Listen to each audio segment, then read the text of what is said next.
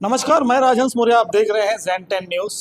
जहां एक तरफ देखा जा रहा है कि आज यूजीसी को लेकर जिस तरीके से स्वर्ण जो है इसका पूरा विरोध कर रहे हैं। कहीं ना कहीं यूजीसी कानून आने के बाद एक तरफ अच्छाई तो एक तरफ जो है कहीं ना कहीं गलत होता स्वर्ण जो बता रहे हैं कि इनके ऊपर क्या आपत्ति बीत रही है, क्या इनकी व्यथाएं हैं।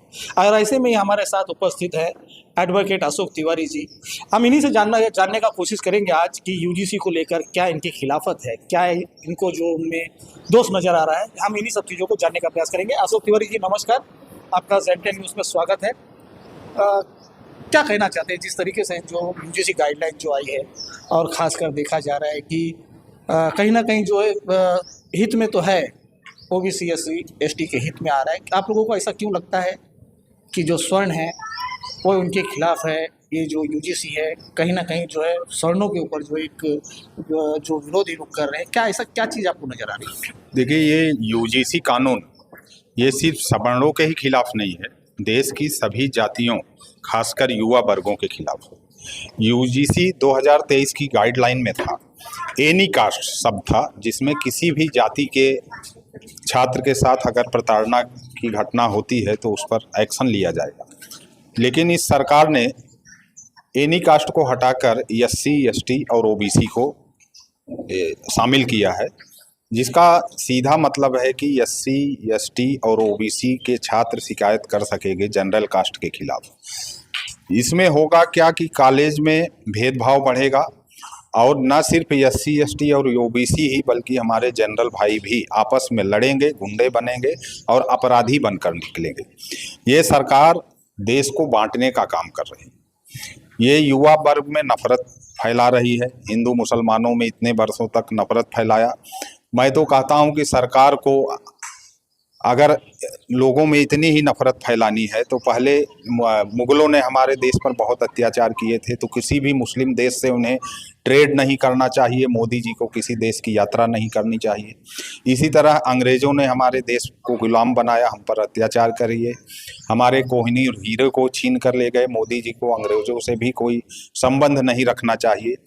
इस सरकार ने एक सर्वेक्षण कराया है जिसमें उन्हें लगता है कि सवर्ण समाज मात्र 3% है, तो उनके वोट की हमें कोई ज़रूरत नहीं है। और ये वोट बैंक की ये राजनीति है, इसके पीछे सरकार की कोई भी मंशा ऐसी नहीं है कि जातियों का भला हो। सिर्फ ये वोट ले रहे हैं और समाज में नफरत फैला रहे हैं। ना तो आज देश में हिंदू खतरे में है, ना मुसलमान खतरे में है। अभी तक इन्होंने हिंदू और मुसलमान के बीच खाई बढ़ाई। इनको ऐसा लगा कि मुसलमान बढ़ रहा है और हिंदुओं समाज खतरे में आ गया है। अब ये हिंदू को हिंदू से लड़ाने की तैयारी है। कुल मिलाकर ये वोट बैंक की घटिया राजनीति है। पूर्वजों की गलती के लिए आज की युवा पीढ़ी को जिम्मेदार ठहराना ये सरकार की सबसे घटिया स्तर की राजनीति है।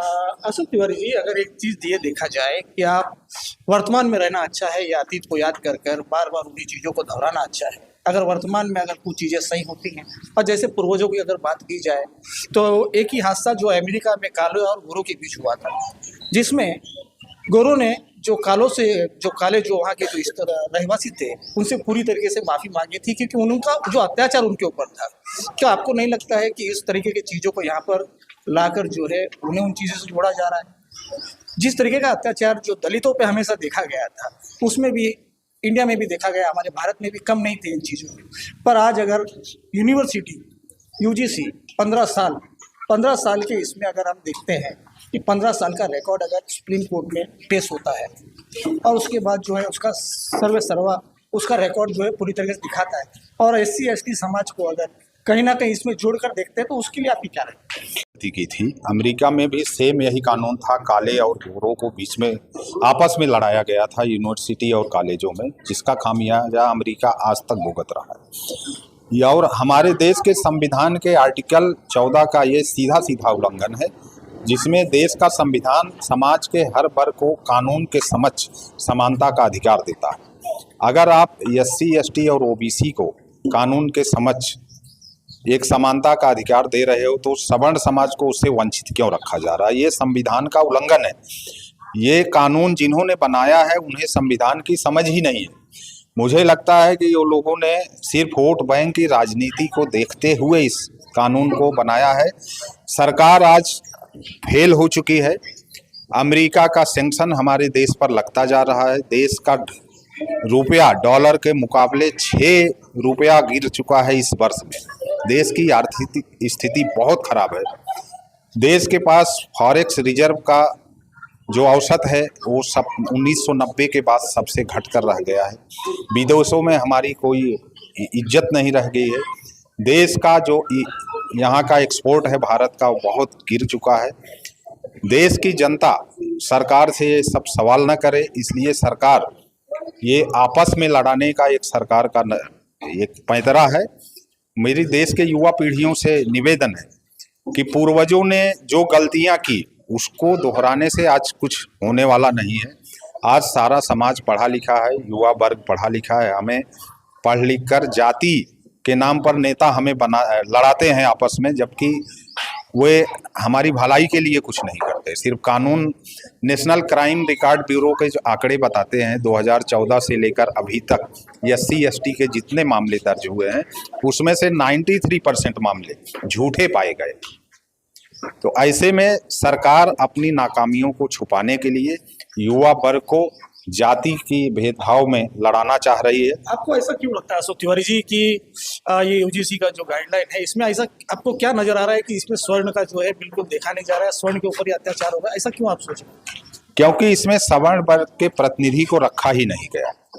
सरकार का ये मानना है कि जो 2023 के UGC के कानून में था एनी कास्ट, उस शब्द को हटाकर SC ST और OBC रखा गया। मतलब सरकार ये मानती है कि SC ST और OBC के साथ अगर कोई अपराध होता है तो सवर्ण बिरादरी ही कर सकती है और सवर्ण बिरादरी के साथ कोई अत्याचार नहीं हो सकता, जो कि एकदम गलत है। अगर आप देखेंगे 2014 में सुप्रीम कोर्ट ने अमरेश कुमार बनाम बिहार सरकार में एक निर्णय लिया था जिसमें समानता का अधिकार एक संविधान की मूलभूत प्रस्तावना है, जिसका हर कानून बनाते समय नेताओं को उसे ध्यान में रखना चाहिए कि संविधान के मूलभूत ढांचे का उल्लंघन न हो। विष्णु तिवारी का उदाहरण आपके सामने है। वे 19 साल 3 महीने SC ST के झूठे आरोप में जेल में रहे। 2023 में जब उन्हें इलाहाबाद हाई कोर्ट ने बाइज्जत बरी किया तो उनका पूरा परिवार बिखर चुका था। माँ बाप की मौत हो गई थी, पत्नी ने दूसरी शादी कर ली थी, घर उनका टूट गया था, जमीन जायदाद कब्जा हो चुकी थी। सरकार अपनी नाकामियों को छुपाने के लिए सिर्फ युवा वर्ग को लड़ा रही है। ये सरकार की बहुत ही घटिया स्तर की राजनीति है, जिसका SC ST OBC सवर्ण सबको मिलकर विरोध करना चाहिए। अच्छा सर, क्या लगता है इसका समाधान क्या है? जिस तरीके से मतलब देखा जा रहा है विरोध में, क्या इसमें संशोधन होना चाहिए या क्या रास्ता है? देखिए, समाधान ऐसा होना चाहिए कि शिकायत के साथ एक हलफनामा दाखिल होना चाहिए जिसमें यह लिखा जाए कि अगर शिकायत झूठी पाई गई तो शिकायतकर्ता के खिलाफ मानहानि का केस होगा तथा सख्त मुकदमा चलाया जाएगा। सरकार की ये नीति होनी चाहिए कि अपराध की पहचान हो, न कि अपराधी की जाति। सरकार को अपराधी की जाति पता करने से ज़्यादा ध्यान देना चाहिए कि अपराध क्या है, अपराध करने वाला कौन है, उसकी सज़ा क्या है। अगर ऐसा नहीं हुआ तो जो इस सरकार का सबका साथ सबका विकास का जो नारा है वो फेल हो जाएगा। सबका साथ सबका विकास ये सरकार की नीति की आत्मा होनी चाहिए, ऐसा मेरा मानना है। बहुत बहुत धन्यवाद। आज हमारे साथ एडवोकेट अशोक तिवारी जी यहाँ पर रहे और जिस तरीके से उन्होंने एक बात रखी, खासकर स्वर्ण बच्चों को लेकर, जो युवा है कहीं ना कहीं वह जो उनका जो कहना है कि समानता का अधिकार सबको मिलना चाहिए और आज कहीं भेदभाव ना हो, इसको लेकर UGC का ये जो है कहीं ना कहीं विरोध दिखा रहे हैं अपनी तरफ से। आज के लिए बस इतना ही। मैं राजहंस मौर्य, ZEN10 न्यूज़ से।